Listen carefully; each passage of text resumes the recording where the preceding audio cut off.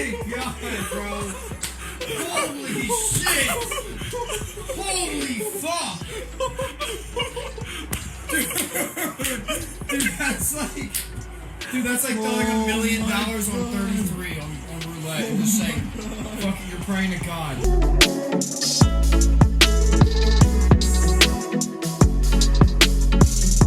Welcome in and welcome back to Hybrid Studios, and welcome in once again to the Coliseum. My name is Logan Hyder. I appreciate you for being here. As always, you could be absolutely anywhere else in the world watching and consuming any other content in the world. So I want to make sure that I always start out by saying that I am grateful that you are here. If you are a multi-time watcher of the channel, please consider subscribing. And if it is your first time here, welcome. Welcome in, especially to you. All that being said, we have a ton to get into today because today is Black Tuesday. Yesterday was Black Monday in the NFL, which is where a lot of big changes are made in the NFL to big roles, and a lot of big name coaches, GMs, and quarterbacks fates were decided yesterday in particular, but also still as I'm sitting here recording this, there is news breaking to coordinator jobs and that kind of thing. So we're going to go through all of that stuff as well. As usual, I need a little bit of a warm up. So we will get to the Black Monday stories as well as some reactions to some of the Week 18 games that set up the playoff picture that we are looking at now moving into next weekend.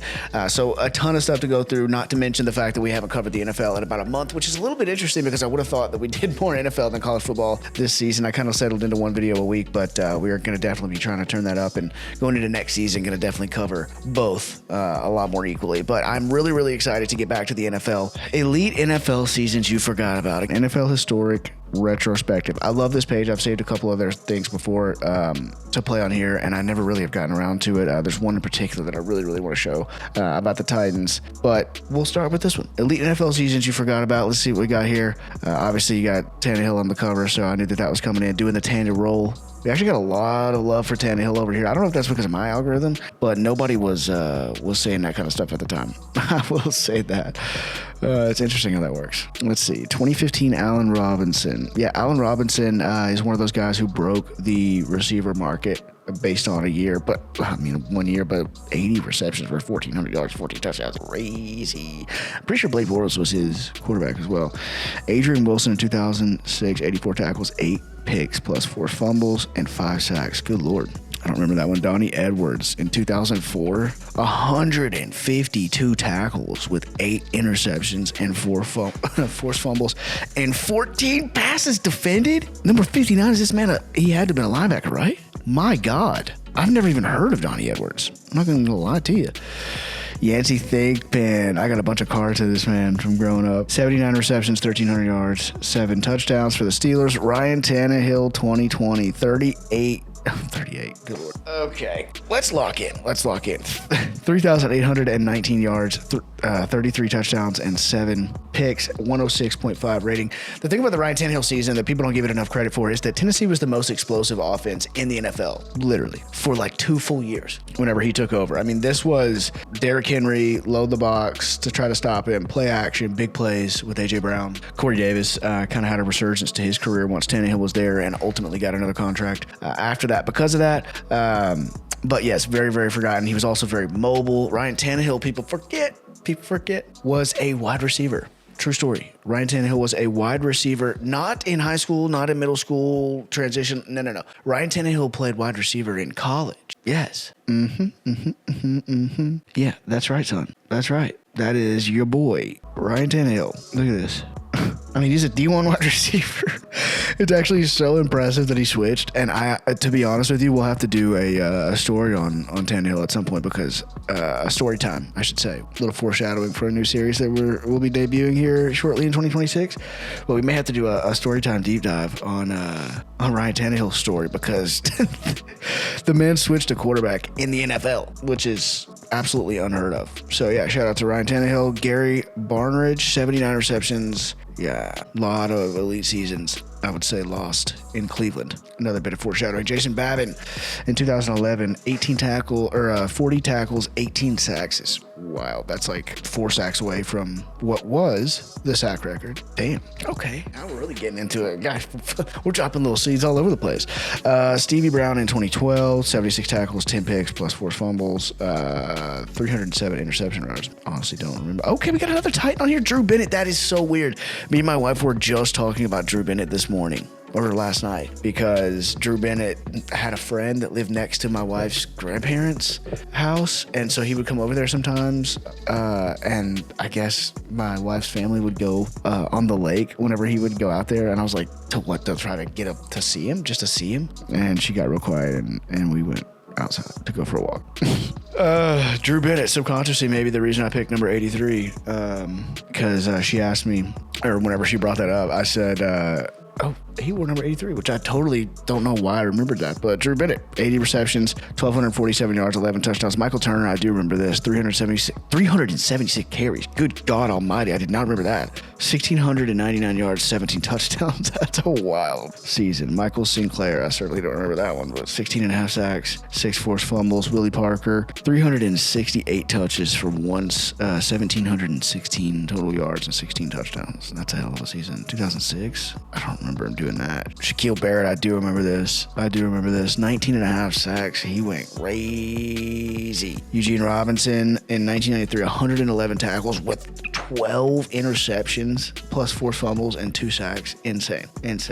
Okay. Woo! Yeah, needed that warm up. Since we've been gone, Phillip Rivers has unretired and re-retired. So, like I said, it's been a minute, but let's go ahead and just dip into that real quick. I want to say something about Phillip Rivers. He hasn't played football in over 5 years. He steps it up in a role we have never seen, coming into his job and immediately playing against the best defense in the NFL. The next week, having to play against the other hottest defense and offense in the NFL, in the 49ers. He managed to be the best player on the field for the Colts as a 44-year-old that just took the job. This story will always be remembered to me as a diehard NFL fan. He played his heart out. I would agree with that. The man, I'm just surprised that he even made it through it. Look, shows up off the couch, dad/granddad bod, Carhartt jacket and boots, reading defenses, calling audibles, and slinging the ball like it's 2010. Crazy part is he's been that guy forever. Happy to see him ball out and get some love from everybody. Absolutely. I agree. Brock Purdy and Phillip Rivers look like they're starting a Disney Plus movie about a father and son who play against each other in the Super Bowl. Oh my God, they really do. That's insane. Phillip Rivers coming straight out of retirement after 5 years of being this productive immediately only tells me one thing. There's only like 10 elite QBs in the whole NFL right now. QB development in the NFL flat out stinks.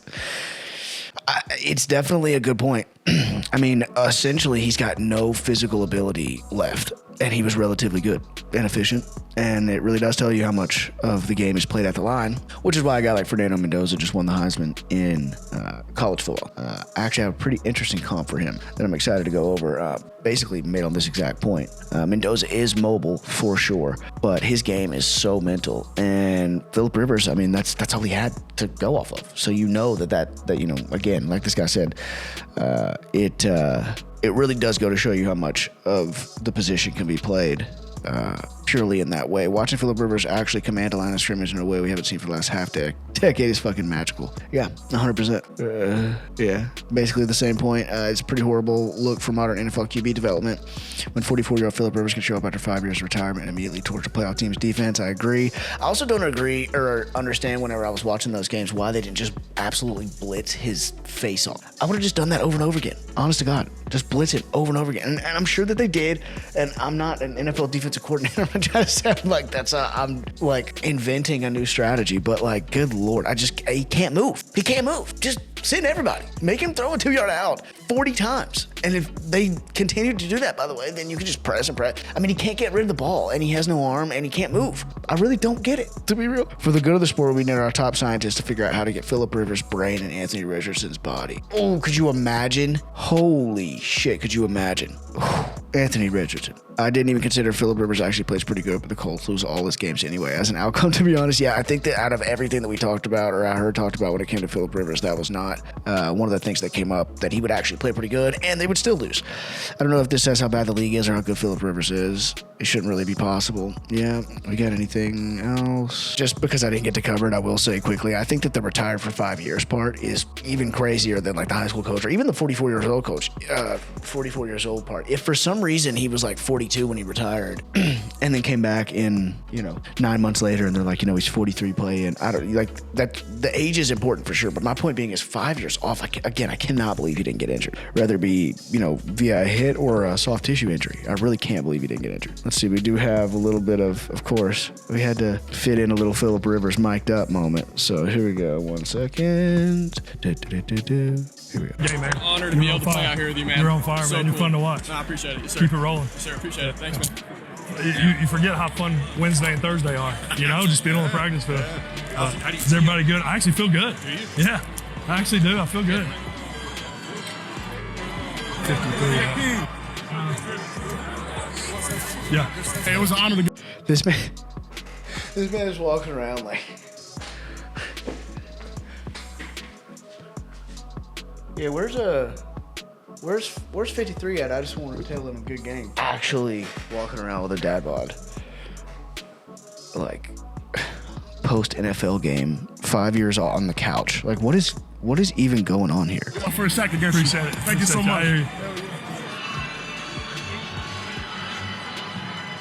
Good play, man. Yes, sir. Hey, you knew it from the earlier check? Yeah, I did. I heard you checking. You hit him over there. I hit him on that side. Yeah. Good play. Yeah. Good job. Good play, yeah. That's cool. Hey, I was just talking about Phillip Rivers. My beautiful, wonderful wife is home. You gonna come say hi? You know what? Actually, I was just literally what I'm about to click on next. Look at this. Watch. I just finished this, and look what's next. It's wild to think right now that Tennessee could have Malik Willis at quarterback, Derrick Henry at running back, AJ Brown at wide receiver, and Mike Vrabel as their head coach. Absolutely horrible ownership. I miss him. I knew it. That's my dad. Oh my God. Okay. I would have kept Tannehill. Yeah, and look at and Kevin Byard. Yeah, I'm glad that person said that. Also, Kevin Byard. The Malik Willis thing isn't as crazy because Cam is. I think I know what she's doing. Because Cam is here now. Like this guy said, Cam is good. We'll be better than Malik in the long run. We unfortunately wasted the rest of our talent. Needed to utilize AJ before he went all wild. I don't know about the last part, but we did need to utilize AJ. Oh, I hear it coming. What were you looking for? I was gonna look for all my jerseys, and I was just gonna Do you not have the? They're hanging up garage. Oh. Go Kevin Byard, Well, Derrick Henry, AJ Brown. Kevin Byard, Derrick Henry, AJ Brown, Marcus Mariota. I don't know if this is a good time to talk about this, but maybe we should. Whatever. I'll do it real quick. So Margaret has a collection of jerseys that, for some reason, every player that's featured on them has either died or been traded from. I should have said traded from the Titans or died. I started with died, but they've either died or been traded from the team. So she's not generally allowed to buy. Like she's not allowed to buy a Cam Ward jersey, for example. Speaking about Cam, that is the next thing that we are going to talk about. We're going to go to this because the few times that we have actually been able to talk about the Titans this year, what I have came back to is that Cam's stats are not indicative of how he's played. Whenever I saw him in person, I thought that, and just generally watching him right from the first game, really, and that was my initial take on it. Matter of fact, let's just go see what that was back in September. Probably is when it would have been. Cam Ward has been sacked 11 times in his first 2 career games. He was sacked 6 times week 1, sacked 5 times week 2. That is the most sacks that a quarterback has taken in his first 2 career games in 75 years.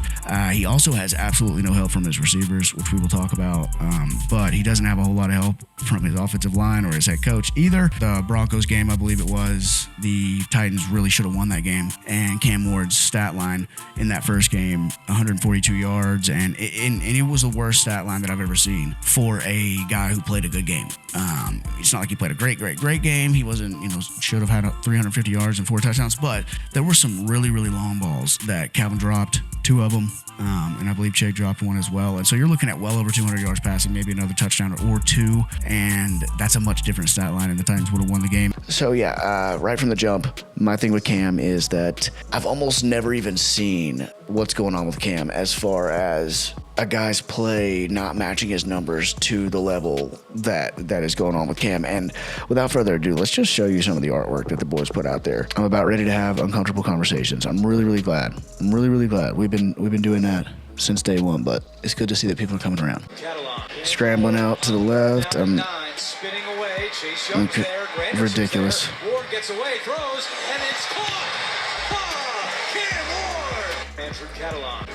Okay, so this is just this one play. But yeah, I mean, and even there at the end, whenever he's being pulled on, to be able to not only not go down, but still have the wherewithal around him to be able to get that pass off. I mean, that's Chase Young circling back with 3 guys there, still gets away from the guy rolling back on the other side. That's a smart move. You got a defensive lineman pulling on him and 2 guys about to hit him, and he delivers a dot, to be real, which where only his receiver can get it. And this next clip is quite a bit more, I believe. Cam Ward's rookie highlight reel is actually going to be so ridiculous.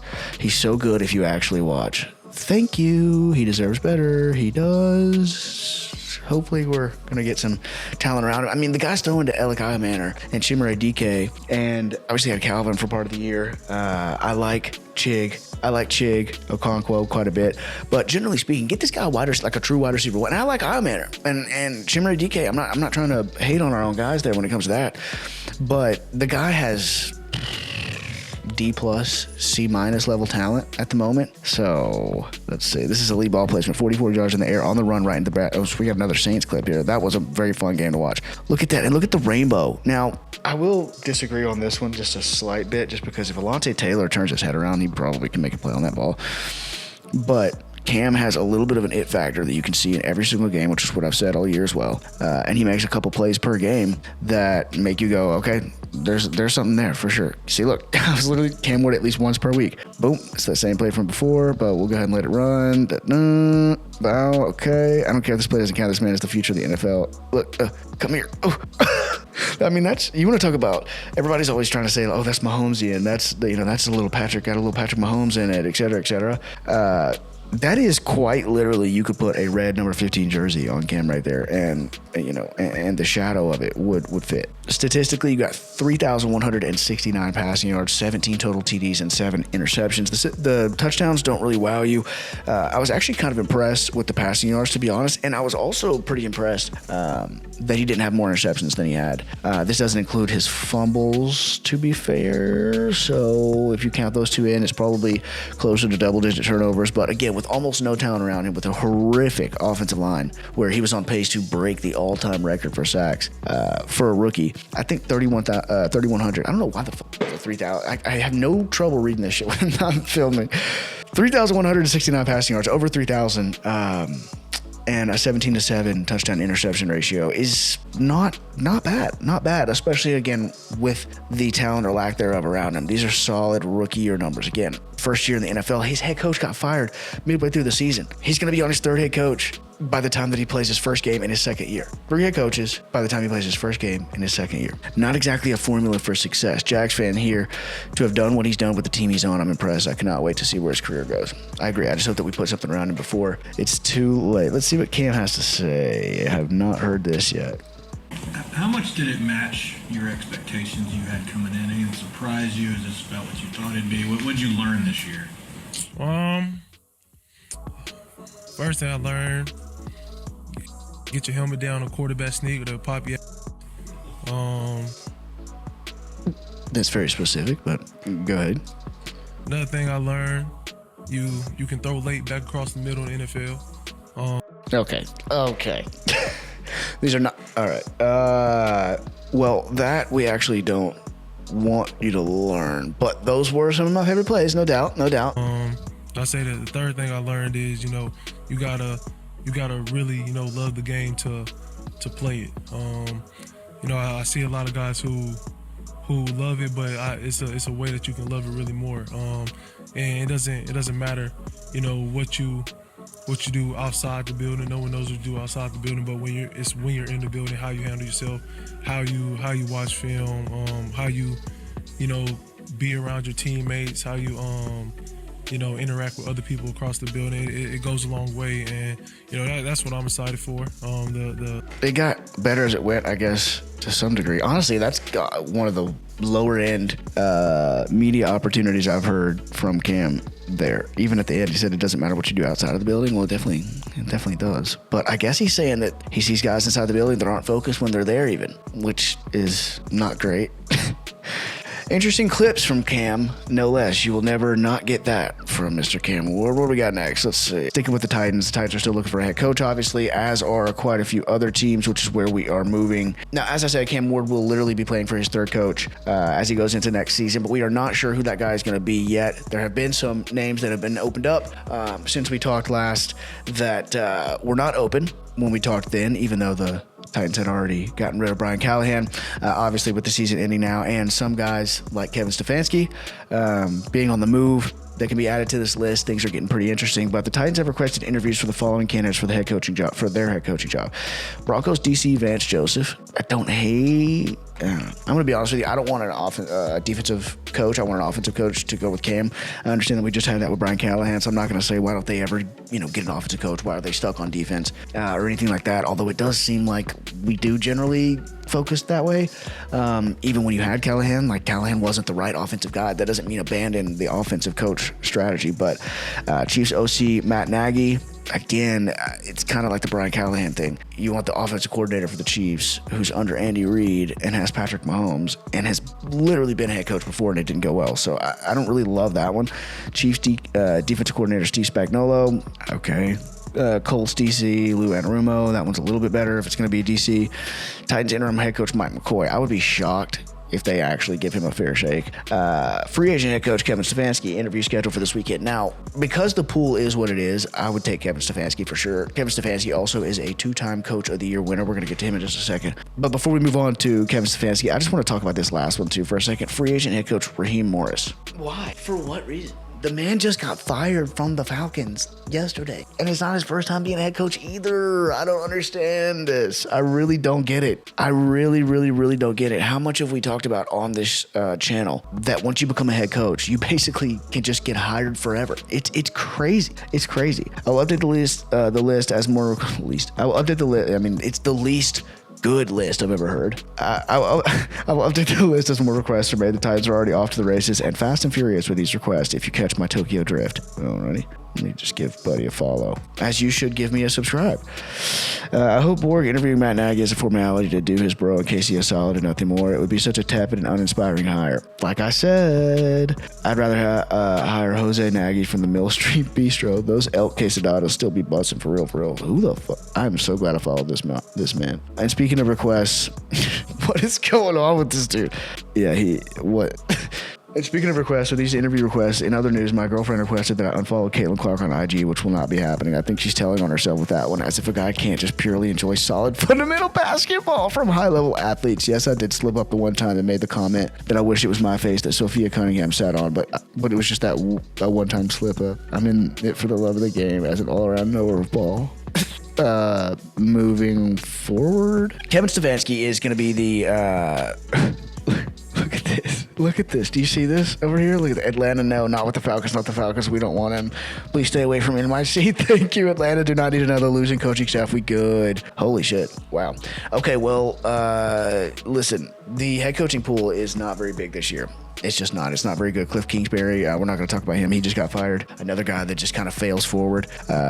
More power to him, but this is going to be the best guy that you're going to get in this pool of candidates. And it's not often that a Coach of the Year candidate becomes, open. I'm not really sure how much blame to place on Kevin Stefanski for the Deshaun Watson situation. That would be my only real caveat with him. If he had a lot to do with the decision to get rid of Baker and to bring in Deshaun Watson from a strategic standpoint, I mean, again, even that's tough, but we've talked about Deshaun not a whole lot before because it doesn't deserve a whole lot of attention, but Deshaun Watson was... Well, I mean, it does. It deserves a story time episode as well. But the point being is that even on the field, I guess I could maybe slightly understand it because of how good, again, Deshaun Watson at the time was like a top 3 quarterback. I mean, it's like a historic downfall. So maybe even slightly give him a pass for that. He's not the one that wrote the contract. But overall, the guy...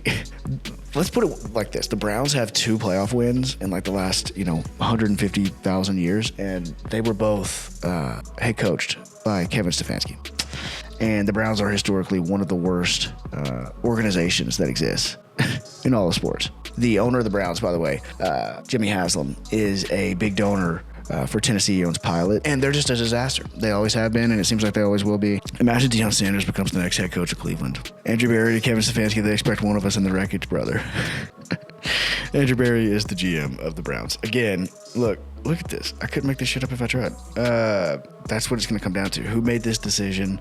The fact that they kept the personnel guy, though, when it was a personnel decision, I don't know. I don't know if that means that he had a lot to do with it or if he's just kind of getting a pass for that. But Kevin Stefanski's QBs in 6 years in Cleveland: Baker Mayfield, Case Keenum, Nick Mullins, Jacoby Brissett, Deshaun Watson, Joe Flacco, Dorian Thompson-Robinson, PJ Walker, Jeff Driscoll, James Winston, Bailey Zappi, Shedeur Sanders, Dylan Gabriel. Oh, yeah, also, drafting these 2 the way they did was weird. I don't know if that was Andrew Berry, but look at this. I mean, you had the guy right here. None of this was necessary. None of this was necessary at all. Some of these guys are backups that played whenever people were hurt, but my God. Shedeur Sanders' rookie season is done 3-4 record, 1,400 passing yards, 8 touchdowns, 10 picks. So in 7 games, he had more picks than Cam had in 18. Stefanski posted a 45-56 record in 6 seasons as the Browns head coach, including 2 playoff appearances and 2 times coach of the year.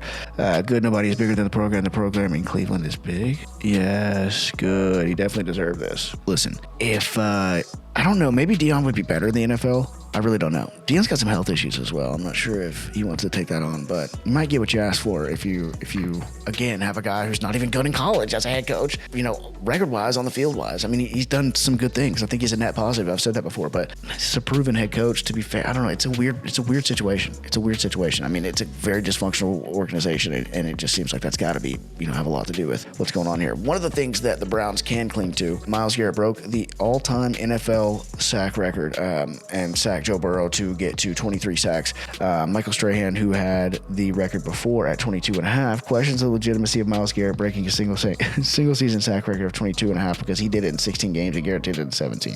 Let's hear this. I hold the record for 16-game season. They hold the record for 17-game season. That's the way it works out. You can't compare records from 12-game seasons to 16 and 17 game seasons. I mean, I think he's kind of joking, but in case he's being serious, snaps required for each sack record. Myles Garrett is 437. TJ Watt, who had half a sack last, 616, and Michael Strahan 567. So that pretty much puts that to rest. Absolutely crazy title, but let's see what this. Okay, so we're just going to show this too. But so while this is playing, Myles Garrett's get off time on his record-breaking sack was 0.17 seconds, just 5 milliseconds slower than Jamaican track star Usain Bolt's world record 100-yard dash in the 2008 Beijing Olympics. God damn. Holy. Oh yeah, that boy fast. That boy, not even trying. Look at this. That's the fastest people in the world. I mean, I've seen this a million times. There's a meme. There's a meme about it as well, but that's ridiculous. And that dude is 4 times the body weight of this guy here.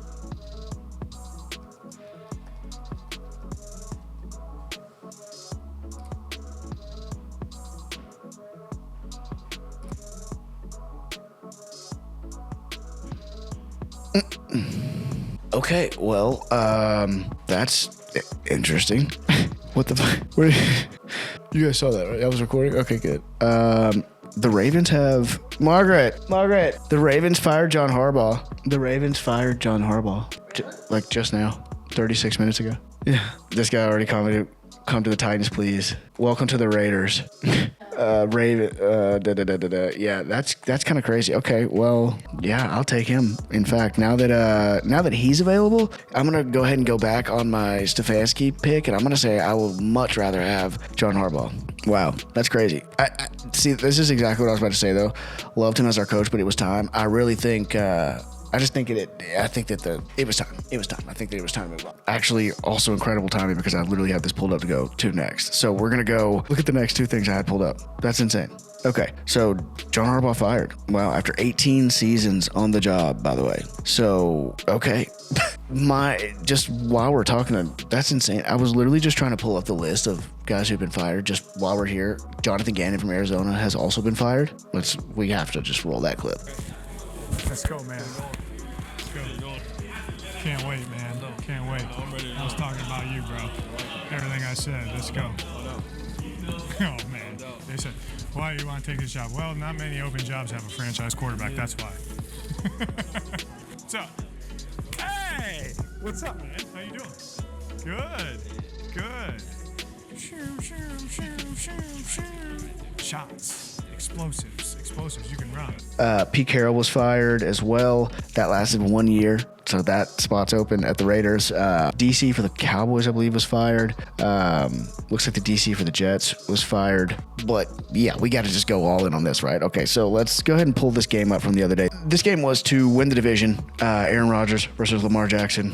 AFC North matchup. First of all, that's not the right account. I did not see a minute of this game. What we're about to watch right here, I'm not going to play the whole thing. I'm going to go straight to the end to get to the fourth quarter. But I didn't watch any of this game, and I watched every minute of this 17-minute recap the next day. This is one of the craziest innings that I've ever seen to a game, and by now you've seen it, so I can spoil it. But ultimately, the Steelers are able to win this game, and that is what a place to start. Zay Flowers going for a long touchdown. Let's see where we're at right here. I mean, what's crazy is that, like, I've already, like, turned the captions off, so, like, I don't know. This is definitely going to get copyrighted, right? Probably. We're going to give it a shot anyway. So, you got, let's see. Most of this video is in the fourth quarter, which is crazy.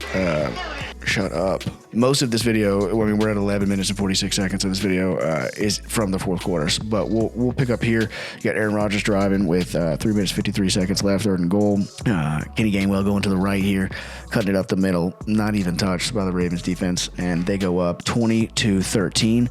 Obviously, the Ravens are going to get the ball back next. And then Lamar gets the ball back with about 3 minutes left. They're down by 3. And you got this, by the way, the second catch all year of Patrick Ricard's, but he makes the second catch, and then on 3rd and 1, fake pitch to Derrick Henry, Lamar drops back and throws it to Zay Flowers, who does not have a soul anywhere around him. And Zay takes it, whatever that was, 80 yards for a touchdown. My quarterback and receiver in Dynasty, in my Dynasty league. So that's neither here nor there, but it is true. Look at how wide open this is. That's not the right drawing, by the way. He goes vertical, and Zay goes on the crossing pattern. So here we go. Dude goes vertical, pushes the safety out of the way. There's just nobody goes with Zay. Nobody goes with Zay. And 22, like, at this point, you should just bail out. He looks like he's just like, are they going to throw it to him? Like, maybe I should stay in my zone. I don't know what he's doing. Skip past that. We saw that. So then the Steelers are going to get the ball back, 24-20. And we're about to hit 2 minutes in the game. So now we got 1:36 on the clock, 2nd and 2. Kenneth Gainwell on a little screen over here. Nasty little stiff arm right there. Ends up picking up like 15, 20 yards. And then we have this play. So I just want to go ahead and prepare you for the beauty that you're about to witness. Look at the top of the screen. We were talking about former Titans earlier, right? How about Chidobe Awuzie, who him and L'Jarius Sneed were added to the Titans at the same time. Really seemed like that would solidify and create a really awesome secondary. It did not. Shocker.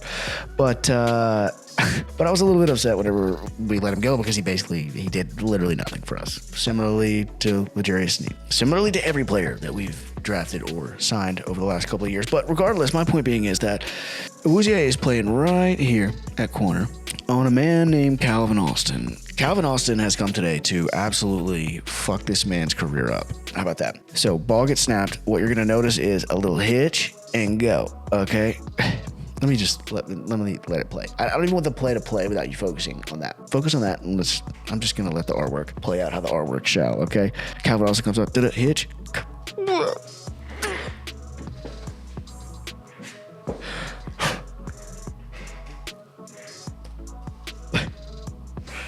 Let's run that back full speed one more time. Or 4 more times. But comes off the line of scrimmage. Little hitch right there.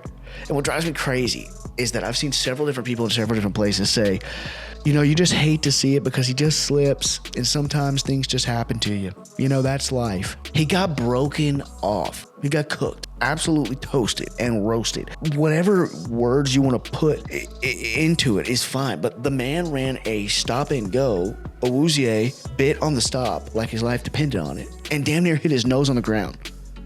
Maybe he did hit his nose on the ground. He might have, to be real. To lose the game. Now that does happen. Like you can fuck up and shit like this does. Like I feel bad for him from that perspective. But to act like this was like he slipped on a fucking banana peel is crazy. Absolutely insane. This was artwork when it comes to route running, which that we love around here.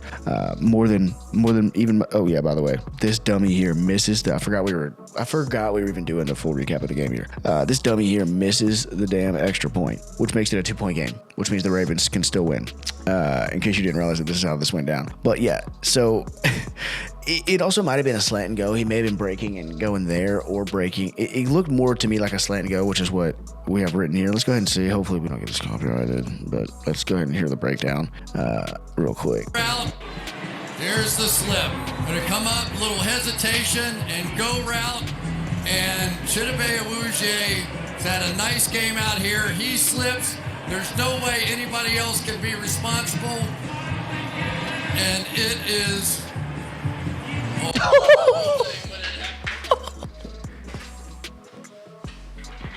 Shut your mouth, Chris Collinsworth. Shut your mouth. He slipped. Shut up. No, that's enough from you. That's enough from you. He slipped.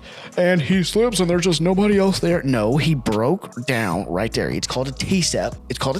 Okay. You're backpedaling. When you go to break on the ball or on the receiver, you plant hard on the back leg like that, and then you break forward. Come down on the ball. You come down to the player, to the receiver. He's making a T-step. He didn't fucking slip. You could say that he slipped on his T-step, but I don't think, like, it just drives me crazy as a receiver because that was a great move. And he got him. He cooked him. He was in man. If anything, by the way, why is he in one-on-one man coverage in that situation? Is maybe what you should be asking. Because that double move, there was nobody left to help him. And it's okay to get beat. It's totally okay. It happens. That's probably the hardest position on the field is corner, because you're one-on-one for the game right now, right? Game on the line. You have no idea. Is he going slant? Is he going stop? And also the level of spacing that he gave him. It's kind of crazy to think that he would even do a stop and go if you're the corner, because you're giving him so much space. You're giving yourself a cushion is the word I'm looking for. Dear God. You're giving him so much cushion that you should be able to pretty much react to whatever he does. And even if you do kind of get beat on a move, you should be able to recover, but not whenever you face plant. Like, direct correlation to when he made his move and when Buddy fell. Good thing for his arms, because he really would have face planted. And again, it's rough, it happens, but as a receiver, all I got to say to you is game. And then this dummy misses this, and this is where the new kickoff rule becomes controversial, which is kind of funny to me because it's the same kickoff that they're doing the entire rest of the game. So either A, if it's that easy to kick field goals, I say just start kicking field goals. Run a couple plays, kick a field goal, because apparently everybody acts like it's the easiest thing in the world to do. This is the exact same kickoff format that they use the rest of the game, and nobody has a problem with it. And then when it comes to these situations, it's like, but it allows returns too easily. It's like, that was the point of it.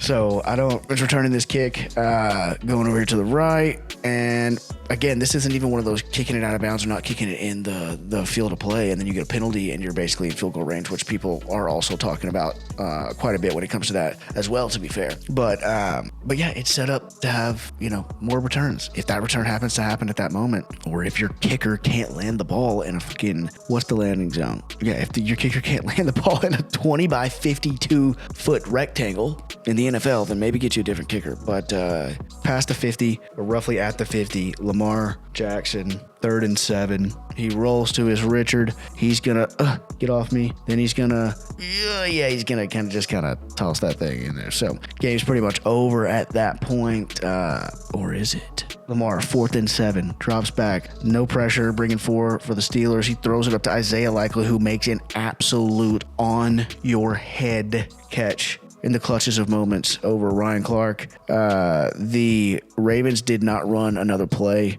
even though that was a 44-yard field goal and they had plenty of time to do so.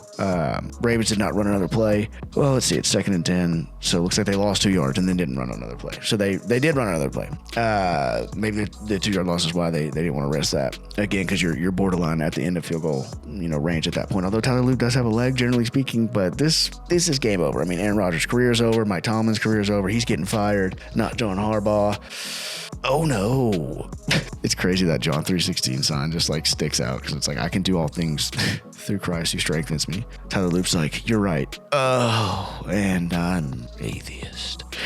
Oh my God. So that's how that went down. And that is the result that leads to John Harbaugh's firing, which is interesting because we also had this ready to tell you about. Harbaugh is tired of Lamar's immaturity. Ravens head coach John Harbaugh is reportedly growing tired. Well, ex-Ravens head coach John Harbaugh. Now, this became a story and a big deal over the last couple of weeks, and it was basically denied by everybody. But it's very interesting in retrospect to read this, and it does kind of, sort of make it seem like that possibly the rift between John Harbaugh and Lamar Jackson was a lot bigger than people thought, and that could be the direct reason, in hindsight, knowing what we know now, it could be the direct reason that Harbaugh's no longer there, because they essentially chose Lamar over him, which kind of have to do. And again, it had been 18 years. You got a Super Bowl. Sometimes it's not like John Harbaugh's not a good coach, but sometimes it's just time to move on. But Ravens head coach John Harbaugh was reportedly growing tired of Lamar Jackson's diminishing work ethic and immaturity that included late night gaming and falling asleep during team meetings. The breakdown of an NFL player's body is natural, but Jackson could help himself. He doesn't need to be up late at night playing video games or falling asleep in team meetings. He needs to be training more around the castle instead of only attending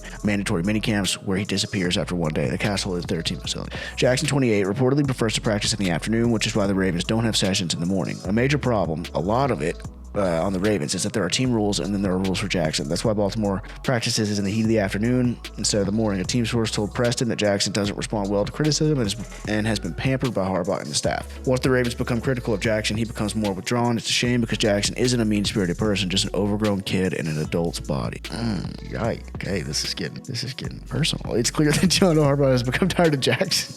God. It's clear that John Harbaugh has become tired of Jackson, even though he builds him up after every game. He has to, or Jackson will go into his own self-exile. When asked about the report on Wednesday, Harbaugh downplayed it and said a relationship with Jackson is strong. Our relationship is A+, so I love him. Always have, always will, and I know he's fighting like crazy to get back. Please stop listening to the media. None of this is true. You sure about that? You sure about that? Yeah, so this was I think it was the Baltimore Sun, the Baltimore Times or something, but like a very well-sourced article this was. So what are they going to say? That it's true? Of course not. And he does build him up after every game, which is a little bit strange considering that something like this would come out. But yeah, I mean, that does make sense to me. And him being a big kid, a kid in an adult's body and withdrawing whenever you criticize him and that kind of thing. I mean, it does kind of make sense to me just based on the way he is. He seems like a good guy, but like he also is, I don't know. I mean, he's been the best at what he does, which is playing football on every team he's ever been on for his entire life. And so whenever you get the criticism, like you can't win in the playoffs, and then that pressure starts to build, and then you don't win in the playoffs again, and you get that criticism some more, and it's something that you're not really used to. He also is his own agent, or his mom's his agent or something. He didn't hire a professional agent. Like there is some weird stuff going on around Lamar. The guy's a double MVP, but he does have these offseason issues. And the take that I was prepared to come into today with regarding this whole Ravens situation was that you probably do have to move on from John Harbaugh, just because it's probably a messaging problem. You're just probably at the end of the run whenever it comes to that, and you have a dynamic multi-time MVP quarterback in Lamar Jackson. But really, more than anything, to be honest with you, and now that I'm thinking about it, this is kind of a double-edged sword with Lamar. I think you need to get rid of the coach because you need to bring in a new coaching staff, because you need to build a new offense, because this triple option, Lamar read option with Derrick Henry, I get it. When you're playing Madden and on paper, it's unstoppable, but he's had it for 2 years. They didn't even make the playoffs this year. I get it. He's not healthy a whole lot, which isn't helped by the fact that he, runs that type of offense and is that type of player. I mean, he's of slighter build. He's already gotten 2 MVPs. He's been in the league for several years. He's not overly, he gets dinged up relatively easily as well. And so he also gets sick every single year, which is fine, I guess. But I don't know. It's a little bit strange. There's just some weird stuff around him. And it's one of those situations. They will tolerate you as long as they can't replace you. And unfortunately, Lamar is just damn near irreplaceable. And so it makes sense that John Harbaugh had treated him this way, but you kind of just create more and more of a monster whenever you do that. You know what I mean? Because now, if that is what happened here, I mean, he's more powerful than the coach. That's a weird situation. I think it'll be really interesting to see who they bring in. If I was them, I would put him in a modern NFL offense. I believe in his ability to throw. It'll be very interesting to see who they bring in. Derrick Henry only has a year or two left. By the way, I would also say that this is the reason that I wanted to move off with Derrick Henry about a year before we did as a Titans fan. Despite even the way that it's gone, your team has to be built around him. Lamar's the same way. Now you got 2 guys who have to play very, very, very, very specific in their style of offense. And because of that, you have to build the entire team very, very specifically around them. Why do you think no big name wide receivers ever want to go to Baltimore? Because they don't want to block their ass off, for 40 carries per game between Lamar and Derrick Henry. I mean, there are structural issues And obviously that bleeds onto how much the defense is on the field and this kind of thing, and their ability to come back in games whenever they're down and not able to bleed the clock. Like, there's a lot of tactical, strategic reasons why Lamar can cause problems in the long term. I don't know. It's weird because, again, he's so good and he's won so many games, and, you know, he's so hard to stop in a small sample size. But when you zoom out, has he been that hard to stop? And it's the same thing with Derrick Henry. Like, Derrick Henry seems literally unstoppable at times, but when it really matters and the box gets stacked, I mean, a lot of times you just hit him in the backfield and he just can't get going, and that's it. If he can't get going, he can't get going. And, you know, the Titans offense is very much the same way as well. Very boomer bust. Yeah, just a very weird situation. Maybe the relationship was that bad towards the end that Lamar just didn't really care. But this whole season's been very strange. I had him as my quarterback, as I mentioned, in my dynasty league, and me and a friend of mine who had him in a single year league, in our single year league, talked frequently about how he was broken. So John Harbaugh fired from Baltimore. That took up the big middle portion of our set of our video here. So we're just gonna kind of fly through the end of this. But the NFL playoff bracket is officially set. You got the Denver Broncos at the number 1 seed, the Seattle Seahawks at the number 1 seed. In the NFC, for the record, I'm totally against not having 2 byes. I don't understand why they ever changed that. It's the NFL. You added an extra game and took away a bye, and then you wonder why guys are hurt all the time. Plus, you have them playing on Thursdays and Mondays and Tuesdays and Wednesdays and Thursdays, like all throughout the entire week, and you wonder why. But we're all for player safety. Sorry, went on a little bit of a thing there. Broncos are the 1 seed, Patriots 2 seed. Jacksonville will play host to the 6 seed Buffalo Bills. Pittsburgh, after winning that game, will host the Houston Texans. Weird world to think about Aaron Rodgers retiring and Mike Tomlin being fired if that game didn't go that way. On the NFC side, you have a really weird matchup with the Rams going to Carolina, who won a division. This is a big topic at the moment about whether this should even be a thing. I really don't mind it if you win the division, if you just automatically get a home game, but I also wouldn't mind a rule change to where if you win the division, but the team that you're playing has a better record than you, then they get to host anyway. If you're under 500. If you're at or under 500, the team that you're playing gets to host, even if you are a division winner. I think that would be an interesting rule to implement.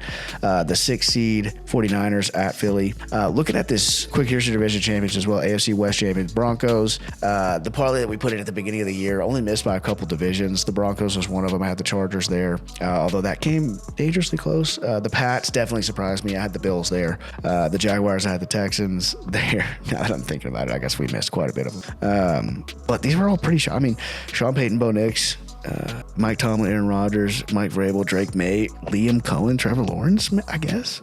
The West champions, Sam Darnold and the Seattle Seahawks. You got Caleb Williams, Ben Johnson in his first year in Chicago, wins the division. The Philadelphia Eagles repeat for the first time in like 20 years. That division has had a different champion, and the weird drunk Florida man NFC South is decided on the final weekend of the year by the Saints beating the Falcons somehow, and that is how you get the weird matchup that you got over here. The game that I want to point out, a couple of them in particular real quick, is I love the Jags in this matchup against the Bills, and they are underdogs at home for some reason. So I would definitely take a look at that line, maybe put a little something on that. I think the Patriots are still being a little bit undervalued. The Chargers have been, I mean, look at this dumbass over here. Yeah. I'm just going to go ahead and say take that as well. 44-year-old Aaron Rodgers, or 42-year-old Aaron Rodgers against that defense. The Houston defense is going to be... there's no way the Panthers are favored in that game, but obviously I would probably take LA. We'll just go through it real quick, right? We're going to go Houston to beat the Steelers, so we'll have Houston moving on here. We will have Jacksonville beating the Bills. We're going to take the Patriots over the Chargers, the Bears over the Packers. They just really, I mean, especially since Parsons has gone down, it's, yeah. Eagles and 49ers. I'm going to go 49ers over the Eagles, and then I'm going to go Rams over the Panthers. I still do believe in the 49ers despite the way that game against the Seahawks went.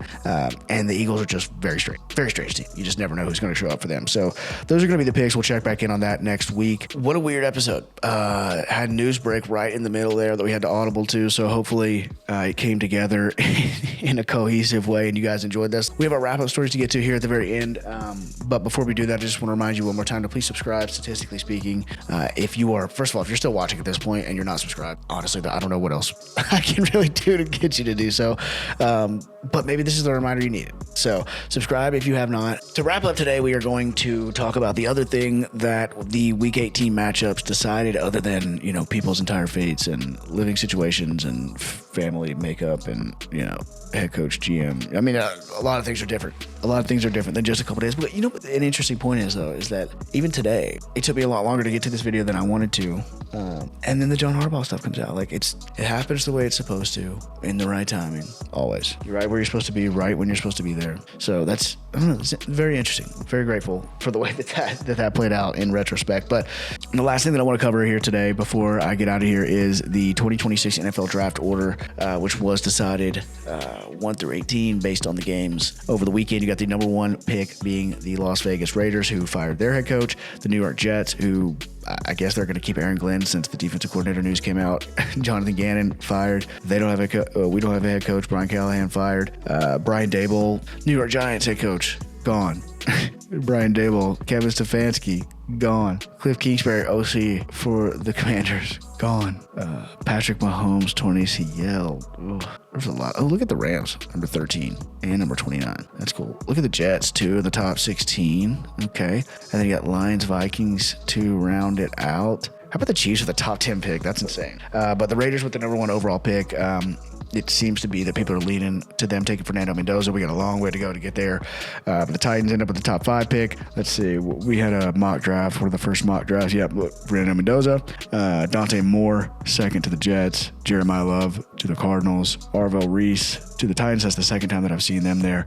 I really would like, if this is how it falls, I really wouldn't mind Carnell Tate either. I wouldn't even mind Caleb Downs if you want to go defense. I don't know much about Arvo Reese, to be fair, and to be honest, but I think I would rather take Caleb Downs there if we're going to go defense. I would rather take Carnell Tate if we're going to go probably over either one of those. Jamal McCoy as a top 10 pick. Okay, son, I see you. Didn't even have to play this year. Kenyon Sadiq to replace Travis Kelce. Very interesting. Very, very interesting.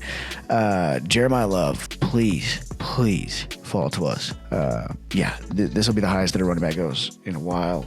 You got your Bijan and Jameer and that kind of thing. That Jeremiah Love will be a situation like that. Seeing Fernando Mendoza at first is just crazy. And going to the Raiders is very interesting because in our next college football video, I will have a comp for Fernando Mendoza that may shock you. But draft order decided. There's a mock draft for you. I'm going to leave you with 2 funny videos. One video about Jameis Winston giving some advice to Malik Neighbors on his ACL tear, and then I'm going to let this play. Tom Brady plays white people shit or black people shit. I guess this is a game and a show that Tom Brady was on. I don't know, but that's what we're going to end on. Right after we give you this Jameis Winston to Malik Neighbors wholesome content. Malik Neighbors posted something about being sorry to fantasy owners. It's like, listen, brother, you take your time, okay? We went 1 for 1, getting a ring with you on the squad. You got hurt. It is what it is. We're here waiting for you. Your spot's not going anywhere. We'll get that ring back next year. Let's see what Malik Neighbors was told by old Jameson. Jameson is not his name. Oh, Jameis Winston. My God, it's been quite the hour and a half or so. Yeah, I mean, you know, it's tough, it's hard, but I feel like for myself, I needed this. I needed to get back where, you know, I once was, find that hunger. So I feel like this is a blessing in disguise that I don't really see yet. Had a talk with Jameis, and I kept asking him, you know, why it happened to me? He was like, why not you? Why not go back to the bottom, try to find your way back to the top? So I'm taking that, you know, in my mind, putting that in my head, and attacking rehab as much as I can. It's actually a fantastic perspective. Like, by the way, if you are going to ask yourself why not, this is just, for me, I do love saying, I mean, why not? Why not you? Why not go back to the bottom and try to find your way back to the top? I love that. My brain goes to start to answer that question. So if you are going to use that strategy, just keep in mind that it's a rhetorical question, but I do fucking love that. All right, well, yeah, crazy episode as usual. I don't even know how long this is going to be or what's going to get cut or what's going to stay. It's dark outside now, and it wasn't when we started. John Harbaugh was the head coach of the Ravens when we started. Now he's not. So hopefully I covered that in a way that makes sense and is entertaining and informative, as we always try to be. As usual, I just want to end by saying, please, especially if you're still here at the end, consider subscribing to the channel. And even if you are still here at the end, you probably aren't subscribed, just statistically speaking. So please do that. It helps the channel more than you could possibly know. I'm going to leave you on this clip of Tom Brady and Shaq. Well, we're going to watch it together. And then we'll go straight into the outro. So I appreciate you guys as always, and we will see you next time here in the Coliseum. Cut that out. I'm having Margaret come in and watch it with us too. We need a little infusion energy here at the very end. This is Tom Brady playing white people or black people shit. What? This is Tom Brady playing white people shit or black people shit on some show. Time to play the game that everyone loves called white people or black people shit. I apologize to this child right here. I'm going to say a very generic topic, and you're going to tell me whether it's white people or black people. That's just fun. Drinking water. Oh, that's WPS. WPS. Okay. I hate water. Hate it. Water is what white made people you shit? say WPS? Is this something you see in the locker rooms? Yeah, man. I don't know. So you think more white athletes are drinking water? What are black athletes drinking? Gatorade. Don't say it. Stopping the microwave before the timer goes off. That's BPS. That's NA. I don't know. NA? Not use a microwave? I don't use a microwave. When do you think the last time you used a microwave? It is now time to play the game that everyone loves called white people or black people shit. I apologize. First of all, that was a chaotic start to the first clip, but drinking water, I think, is just a person thing. I'm not really sure what's going on with that part. Stopping the microwave before it hits 0. I don't do that. I don't even know.